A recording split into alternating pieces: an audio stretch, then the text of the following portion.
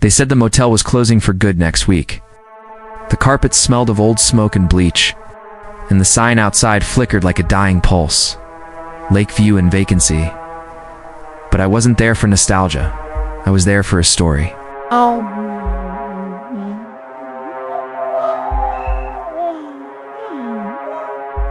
25 years ago, a woman named Anna Reeves checked into the same motel.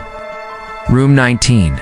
She was last seen at 8:45 a.m. on a cold November morning, carrying a brown leather suitcase. By noon, she was gone. No car, no trace, no sign of a struggle, just gone. The official police report said she checked out at 9:12. They even had her signature to prove it. Same handwriting, same pressure, same little loop in the A. The only problem? The maid swore she knocked on the door at 9:05 and no one answered. I'm Michael Reeves. I know it's my sister. And I've spent half my life trying not to think about her until last week. That's when an anonymous envelope showed up at the newspaper office where I work. No return address. Inside was a single Polaroid. The Lakeview Inn sign lit up in the dark. And beneath it, handwritten in black ink, check room 19. Again, so here I was, 25 years later. Recorder in hand, the taste of dust in my throat, asking questions no one wanted to answer. The front desk clerk was an old man named Harold. His face looked like it was carved from the same worn-out wood as the counter. You a cop? He asked, his voice raspy. Reporter? I said. Just following up on an old case, he snorted. Everyone who comes here is chasing ghosts. That woman. She ain't the first to vanish. What do you mean? I asked, leaning in. He lowered his voice. Every few years, someone rents that room. It never stays the whole night. Leaves before dawn, or they come down here saying they didn't sleep at all, that they felt watched. My own skin began to crawl. I asked him if I could see the guest log, the old one, from back then. He hesitated for a long moment, then pulled a dusty, heavy ledger from under the counter. The pages were yellowed, the corners torn and brittle, but there it was. November 12th, 1994. Room 19, Anna Reeves. Checkout 9:12 a.m. Her name was there just as the report said, but right below her signature, faint but legible, was a second one, Michael Reeves. My throat went dry. My own name. I looked up at him, bewildered. I started, but the words just died in my mouth. Harold just stared at me, his eyes showing no surprise. Funny thing, huh? Looks like you already came back once. I left the lobby without another word, my heart pounding in my chest. Outside, the wind from the lake was colder than I remembered, cutting right through my jacket. I looked up at the second floor, toward room 19. A light was on. But Harold hadn't given me a key yet. What happened in that room 25 years ago? And what is waiting for me up there now? If you want to see what happens next, make sure you hit that subscribe button and turn on notifications. You won't want to miss where this story goes. Thanks for watching. The hallway to room 19 smelled like rain and old wallpaper. I counted each step, 10 from the stairwell, then a creak, then 9 more. That same path my sister must have walked 25 years ago. The door looked newer than the others, fresh paint, a silver handle. But when I touched it, the metal was freezing, a cold that went right through my skin. Harold, the man at the front desk, swore he hadn't given me a key. Yet when I looked down at my hand, one was already there. Old brass, with the number 19 etched into it. Inside, the room was quiet in a way that wasn't natural, not empty just. Paused, the curtains were half drawn, the bed was made, but the air felt used. Like someone had been there recently and left in a hurry. I pulled out my old tape recorder, a habit from my journalism days. I clicked the red button. November 12th, 1994. Anna Reeves, last seen here. The little light blinked back at me. I started describing everything I saw: the cracked mirror, a faint stain on the carpet near the window, the Bible open on the nightstand. I picked up the Bible. It was open to page 19. A single verse was underlined in pencil, and she was not found, for he took her. I closed the book slowly, a shiver running down my spine. On the table, there was a motel guest form, blank, except for one word already written at the bottom: Reeves. I stared at it. Same slanted R, same long tail on the S. It was my handwriting. I froze. The pen lying next to it was warm. I reached for the recorder to turn it off, but my hand stopped. The light was on, but the tape wasn't moving. And yet, a voice whispered from the speaker. It was quiet, raspy. Check the bathroom. My heart hammered against my ribs. The bathroom door was half open. A single bulb flickered, casting long, dancing shadows. On the mirror, under a film of dust, someone had written with their finger, "You came back." And for a second, just a split second, I saw her, my sister, standing behind me in the reflection. She wore the same red coat, the one from the last photo we have of her. She had the same tired smile. Then the bulb blinked again, and she was gone. But the reflection that stayed, it wasn't mine. The face staring back had my eyes, but it wasn't me. It was someone else. Someone older, more frightened. I stumbled backward, tripping over the corner of the rug. Something slid out from underneath the beta key envelope, yellowed with age. I picked it up, my hands trembling. The front said, "Room 19, Anna R." I turned it over.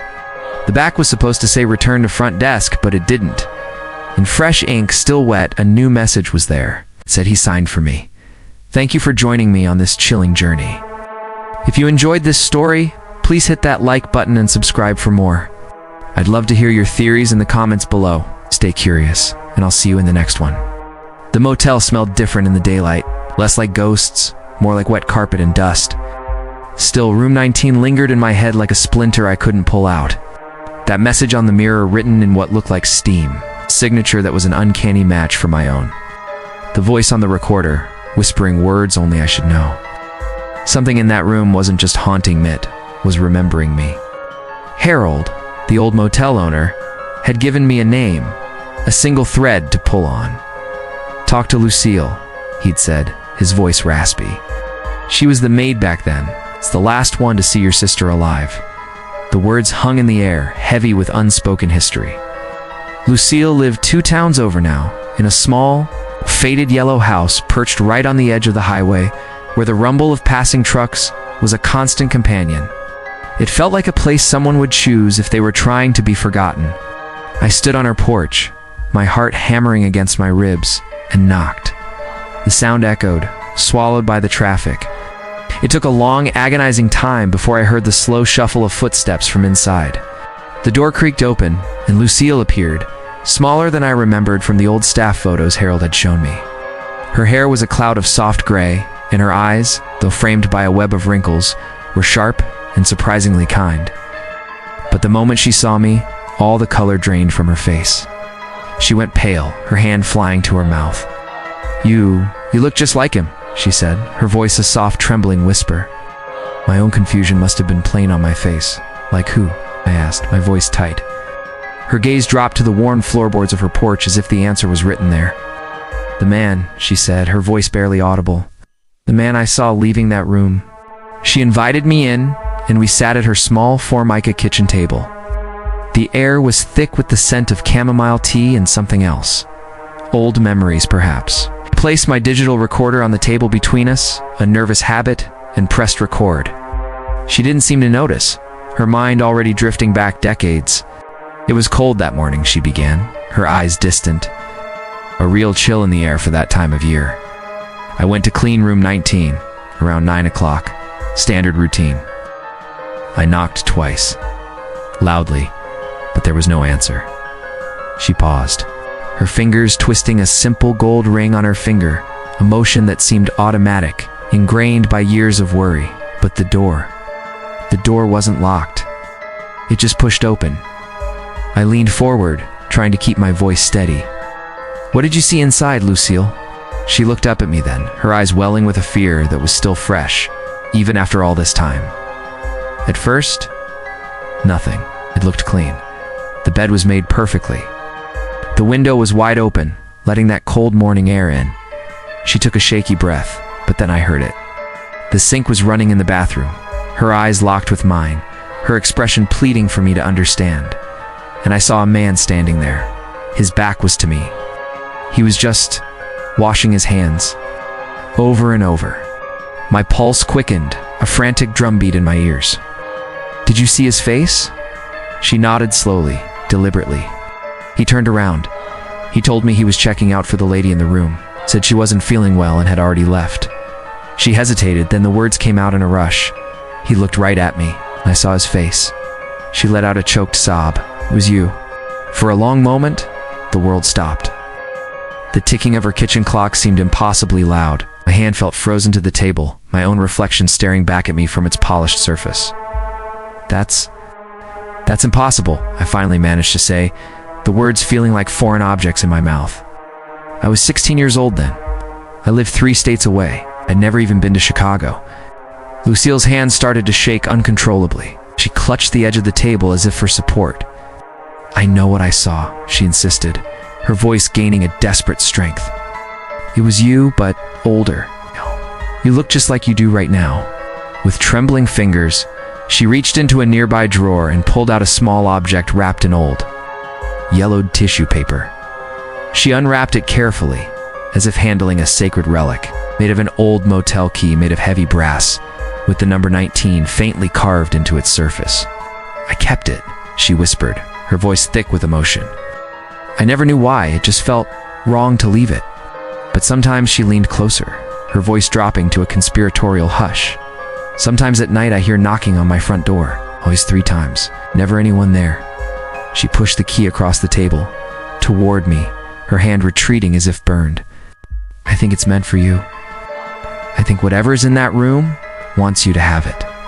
I drove back to the motel as the sun began to bleed across the horizon, painting the sky in shades of orange and purple. The motel sign flickered erratically. Harold's office was dark, the no vacancy sign unlit, the entire place deserted. But as I stared up at the second-floor balcony, I saw it. A faint movement. The curtain in room 19's window swayed just for a second, as if someone had just stepped away. My feet felt like lead as I climbed the metal stairs, the brass key cold and heavy in my hand. It felt like an anchor, pulling me toward something I couldn't escape. Before I even reached the door, the single light bulb in the hallway flickered once, twice, and then went out completely, plunging me into near darkness. I didn't hesitate. I slid the key into the lock, turned with a soft, unnerving click, a sound that seemed to echo down the empty corridor. The smell hit me first. It wasn't the decay or mold I'd expected. It was perfume. A specific floral scent that sent a jolt through my system, the same one my sister used to wear. My eyes adjusted to the gloom. On the nightstand, next to the old rotary phone, was a note, the same shaky, spidery handwriting as the message on the mirror. You came back, it read. You were always going to. On pure instinct, I picked up the phone's receiver and held it to my ear. There was no dial tone, only a dead, hollow silence. But after a moment I heard it, faint, almost imperceptible breath on the other end, and then a voice. It was older, laced with an impossible weariness, but it was unmistakably hers. You left me here, Michael. My throat closed up.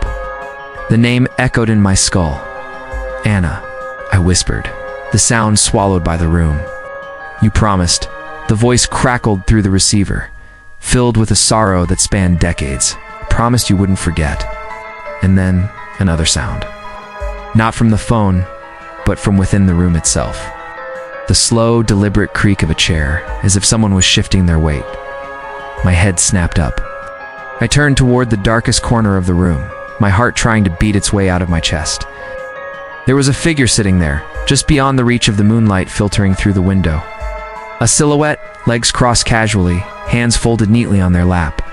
Just then, a brilliant flash of lightning lit up the sky outside, illuminating the room for a single, horrifying second. And in that flash, I saw the face. It wasn't my sister. No, it wasn't Anna. It was me. Older lines of exhaustion and something else. Something knowing etched around my eyes. And I was smiling. Thank you so much for joining me on this journey. If you were as captivated by this story as I was, please hit that like button. And don't forget to subscribe and turn on notifications so you won't miss what happens next. I'll see you in the next video. All the way back, Lucille's voice was a ghost in the car with me. It was you. You were older like you are now. It was a splinter, digging deeper every mile. I tried to dismiss it. She was just a kid, confused, traumatized by what she saw. But the more I repeated that excuse, the less I believed it. The fog was thick when I finally reached the Lakeview Inn. The sign flickered, letters dying and coming back to life out of order. Lakeview Inn. As if the motel itself was forgetting its own name, I left the engine running. The silence felt too loud, too heavy. I couldn't let it win. Room 19 was waiting for me. This time the curtains were drawn tight, the room dark. The brass key felt heavier in my hand, like it was resisting, like it didn't belong in my pocket anymore. I knocked once, then twice. The silence on the other side of the door was the only answer. I hadn't really expected one. I turned the key and stepped inside. The air was colder than before, a damp chill that clung to my skin. Something was different. The bedspread wasn't gray anymore. It was a pale, washed-out blue. And by the door, a suitcase.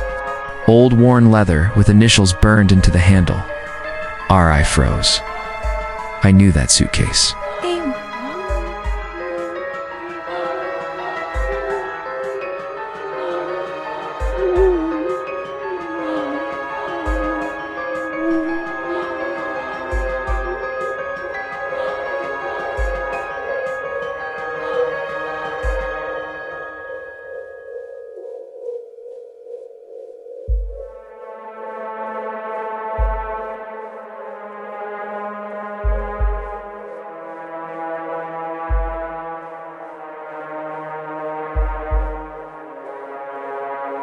To be Rabalan, it had no business being here. My knees felt weak as I crouched down and flipped the latches open. Inside, her clothes were folded with a neatness that felt recent, almost fresh. There was a book of poems, and next to it, an old tape recorder. The exact same model as the one I carried. The tape was already inside.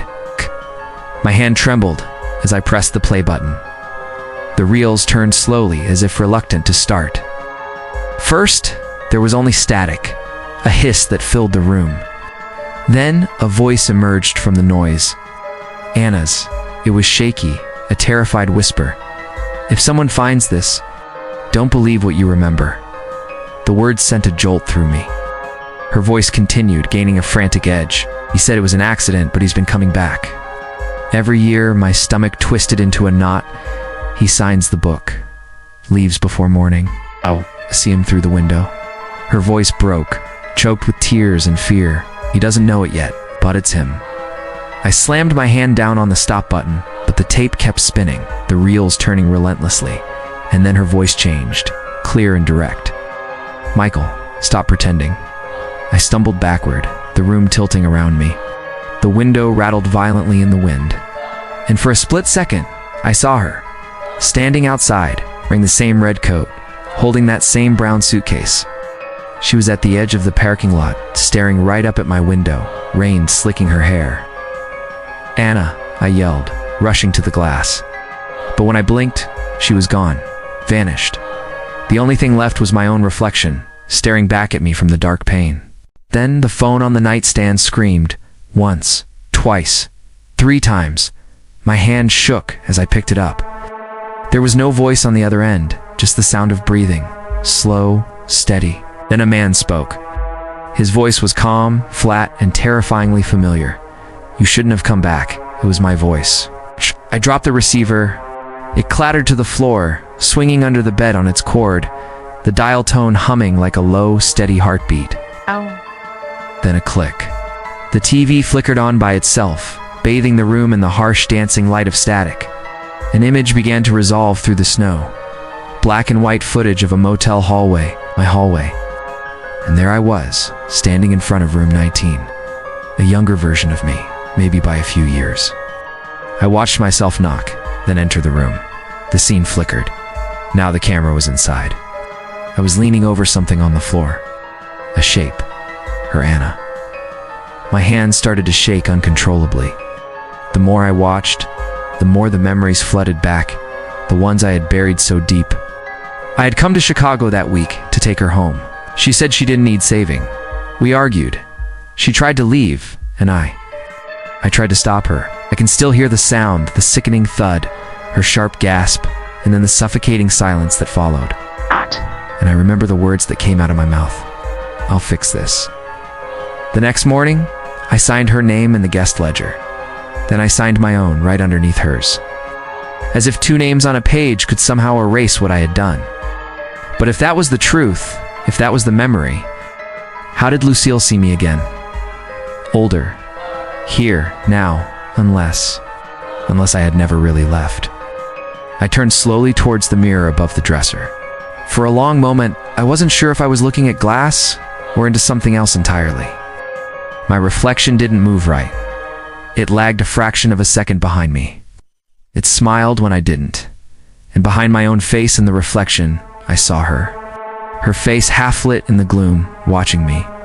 She whispered something, words I couldn't hear. And then the lights went out. When they flickered back on, the room was different again. The bed was empty. The tape recorder was gone. But on the table, the guest book lay open. The ink was still fresh. Room 19, Michael Reeves. Checkout pending. I couldn't sleep. I don't think anyone ever really sleeps in room 19. There's this constant hum in the air. A low thrumming sound, like the walls themselves remember every single sound that's ever been made inside them. Every quiet word, every desperate scream. I was sitting on the very edge of the bed, my eyes glued to the open guest book. Checkout pending. I traced the letters with my thumb. The ink was still wet. I knew then I wasn't alone here. Not anymore. But what I couldn't figure out was whether the presence haunting this room was my sister, or if it was me. When the sun finally rose, I walked out. The long hallway was eerily quiet, the only sound the faint buzz of a single light flickering over the stairwell. Downstairs, the front office was deserted. The phone behind the counter was off the hook, swinging back and forth in a slow, hypnotic rhythm. On the wall behind it, there was a board covered in old motel keys. I noticed some were missing. The key for room 19 wasn't there, but neither was the one for room 20. Driven by a feeling I couldn't name, I pulled open the old guest ledger again. This time, I flipped further back, going through decades of entries, and that's when my blood ran cold. The same names, over and over. The same looping handwriting, just with different years. Anna Reeves. Then, 10 years before that, Julia Reeves. And even earlier, Catherine Reeves. My grandmother's name, my mother's name, my sister's name. And beneath every single one of their signatures, there was a second one. Always the same. Michael Reeves. I dropped the book, hit the worn wooden counter with a dull thud, the pages fluttering open to the current day. A new line had appeared since I last looked. The ink glistened, fresh and wet. Michael Reeves minus 2021, but that was impossible. It couldn't be right. The calendar hanging behind the counter still showed the year 1994. The clock above it, to its hands, were frozen solid at 9:12 a.m., the exact time Anna had checked out. I stumbled outside, my mind reeling. A thick fog was rolling in from the lake, creeping across the empty parking lot like slow-moving smoke. For a split second, I thought I saw figures standing in the mist-hazy shapes, perfectly still. A woman wearing a red coat, a small child standing beside her, and a man holding a single key. They didn't move. They didn't fade away. They just waited. I yelled out, "Anna." My voice sounded small and hollow in the heavy air. There was no answer. Then one of the figures, the man, slowly raised his hand. He held it up, palm out, like he was looking into a mirror, and I realized, with a jolt of pure terror, he wasn't waving. He was copying me. I scrambled back inside, slamming the heavy door shut behind me. The sound echoed through the silent motel. My heart was hammering against my ribs, and there it was. Sitting on the bed again, the recorder. I hadn't brought it back in here. It was hers. The tape was already rolling. Her voice, calm and clear, filled the small room. "He never left, you know," she said. The sound was so real, it was like she was standing right next to me. Every time he signs the book, he starts all over again. My head started to spin. "He thinks he's investigating," her voice continued, soft and sad. "He doesn't know he's remembering." The words hit me like a physical blow. My breath caught in my throat. She was talking about me, about what was happening right now. I glanced at the clock on the wall again. 9:12 a.m., it hadn't moved a single second. Suddenly, the old rotary phone on the nightstand shrieked to life. It rang once, twice, 3 times. I couldn't move. I couldn't bring myself to pick it up. Then, as abruptly as it started, it stopped. And in the ringing silence that followed, I heard a soft voice right behind me. "You shouldn't have come back." I turned, my whole body trembling. She was sitting on the bed, Anna, wearing the same red coat, with the same calm, knowing eyes. Her hands were folded neatly on her lap, as if she'd been waiting patiently for me to finish my little investigation. "Why?" I whispered, the word barely audible. "Why me?" She offered a small smile. It was tired, forgiving, almost pitying. "Because you started it, Michael." Her eyes flicked toward the guest book on the floor. "Because you keep signing." I looked down at my hands. The pen was there, gripped tightly in my fingers, had no memory of picking it up. But the page in front of me was open, blank, waiting. I tried to drop the pen to let it go, but my fingers wouldn't obey. They moved on their own, with a slow, deliberate purpose. Mick. The moment the last letter touched the page, the plastic pen snapped clean in half. Instantly, the lights went out, plunging the room into absolute darkness. And for a single, terrifying moment, I swear I saw all of them. All the names from the book. My mother, my grandmother, my sister Anna. They were all standing behind me, their eyes hollow and empty, just watching. And they were all whispering the same thing, over and over, their voices a chilling chorus. "Check out Michael. Check out, check out." The floor began to shake violently. The window burst open with a deafening crash, sucking the curtains outward into the storm. Rain poured in, cold and heavy, drenching the room. The very walls seemed to ripple, as if the entire motel was alive and breathing around me. Then, just as suddenly as it began, it all stopped. Complete silence. Everything was still. I slowly looked up. The guest book was gone. The broken pen was gone. On the wall above the bed, burned deep into the plaster, were two words: Room 19, vacant. When I woke up, the rain had stopped. Room 19 was quiet again. Almost too quiet. The perfume smell from before. Gone. Replaced by the scent of dust and cold, stale air. For a second, I thought maybe it was all over, that I'd just had some kind of crazy, vivid dream. But then I looked down. The pen was still in my hand, and the guest book. It wasn't gone. It was just closed. I sat there on the edge of the bed, just staring at it, half afraid to open it again. A part of me wanted to believe that the names inside were all just mistakes. Some clerk's bad handwriting, some twisted trick of time playing with my head. But deep down, I knew that was just wishful thinking. I knew better. Reached for the book.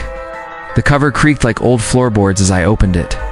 Fresh ink had bled through the last page, seeping into the one right underneath it.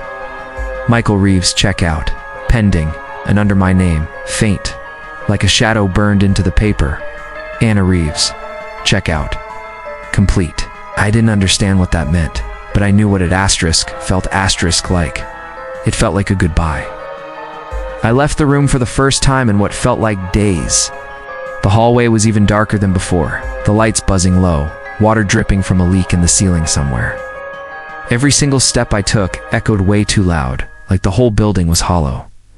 Downstairs, the lobby door was wide open. The wind was pushing it against the frame with this dull, rhythmic thud, thud-dud. The front desk was empty. The phone was off the hook again, just like when I first arrived. I lifted the receiver to my ear. Silence.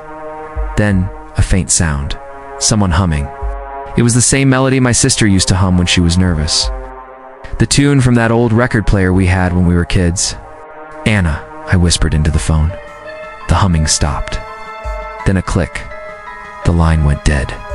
I wandered into the manager's office next to the lobby. It was exactly what you'd expect. Filing cabinets, dust everywhere, and a stack of old photos pinned to a corkboard. In one of them, a man stood beside Harold the desk, clerk, and a woman in a maid's uniform, Lucille. Behind them was a rack holding a row of motel keys. Every single one of them was still there, except for number 19.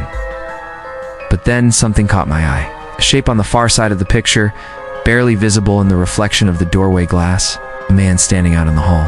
He was blurry, but familiar. I leaned in closer, squinting. It was me. The edges of my vision started to blur.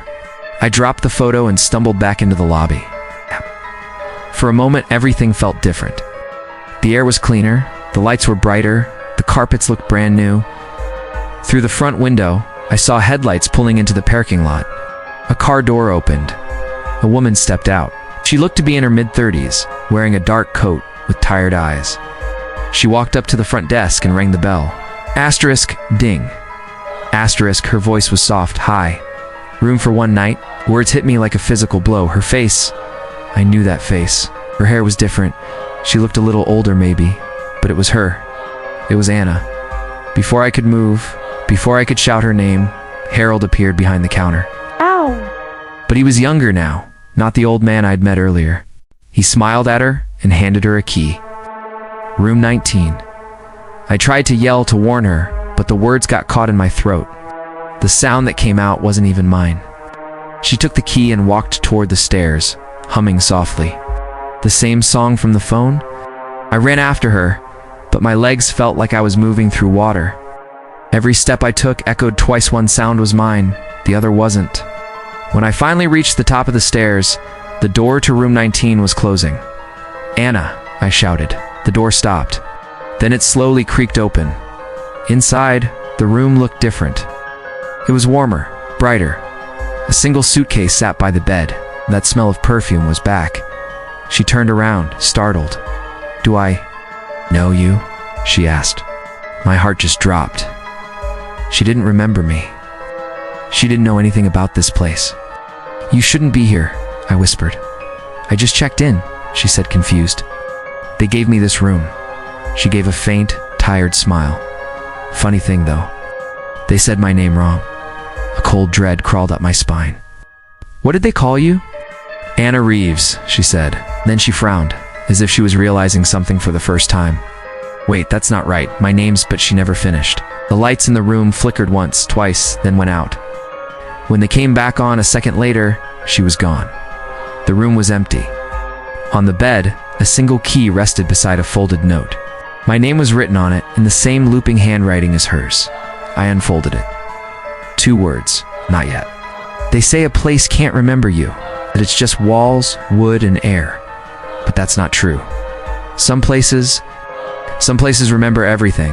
It's morning now, at least, I think it is. The sunlight cutting through the curtains doesn't look quite real. It looks staged, almost painted on. The shadows fall in the exact same way they always do, over and over, every single time I blink. I'm sitting here at the desk in room 19. The guest book is open again, but there are no names this time. It's just a single, stark line. Checkout time, 9:12 a.m. I glance at the clock on the wall, 9:11. 1 minute to go. A pen lies beside the book, split clean down the middle. The paper smells like rain, that earthy scent just before a storm. Outside, I can hear footsteps, steady, calm, walking up the hall. I get up, my heart a dull thud in my chest, and move toward the door. When I look through the peephole, the hallway is completely empty. But I can hear it, breathing, right on the other side, and then a knock. 3 slow, deliberate taps, exactly like Lucille said it would be. My hand shakes as I turn the knob. I pull the door open. She's there. Anna, she isn't wearing the red coat this time. It's just white light spilling from behind her, as if the morning sun finally found her and decided to stay. She smiles, a gentle expression, like nothing ever happened between us. Michael, she says softly, you don't have to stay anymore. My throat feels tight, the words caught somewhere inside. What is this place? I finally manage to ask. Her eyes wander around the room, taking in the worn walls, the faded curtains, the window overlooking nothing. It's where you stop pretending. I look down at my hands. They're trembling. I tried to save you, I whisper, the words tasting like ash. She nods slowly. I know. Her own voice breaks, just for a moment. But you can't save someone from something you refuse to face yourself. She steps closer, and the light follows her, flooding the dingy room. And suddenly, it all comes rushing back. Not the specific moments, but the feelings, the crushing guilt, the suffocating silence. The endless, repeating loop of returning to this very room. I keep seeing you, I whisper, my voice barely audible. Every time I come back here, that's because you haven't left, she says, her gaze unwavering. She reaches for my hand. Her fingers are cold, but her grip is firm and steady. It's time to check out, Michael. I glance back at the clock on the wall, 9:12. And for the first time since I've been here, the second hand ticks forward. I pick up the pen from the desk. For once, it doesn't feel heavy. It doesn't fight me. I sign my name, Michael Reeves, checkout. Complete. The ink spreads across the paper like it's alive, bleeding into the fibers. As it does, the room begins to fade. The furniture, the curtains, even that persistent smell of rain, it's all dissolving into pure white light. I turn back to Anna, but she's already stepping away, toward a door that wasn't there a moment ago. I try to follow, but my legs feel impossibly light, like I'm floating. Shh.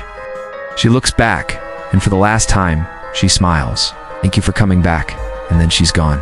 When the light finally clears, I find myself standing outside. The motel's neon sign is dark. The windows of the building are boarded up, splintered and gray. A tattered for sale notice flutters in the wind, attached to a rusted post. There's no one around. No cars on the cracked pavement. No Harold at the front desk.